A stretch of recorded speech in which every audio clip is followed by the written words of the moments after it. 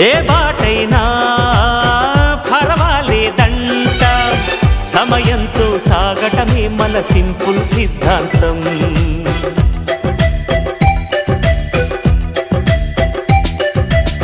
చిరుగాలికి పరిమళమిచ్చే సిరిమల్లెల వనమై ఉందాం, గగనాన్ని నేలను కలిపే హరివిల్లుల బంతెన అవుదాం.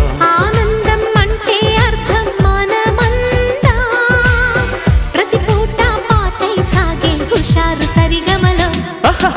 ఎన్నో ఎన్నో రాగాలుండే సంగీతం కాదా, చల్లకి నవ్వుల కేరింత.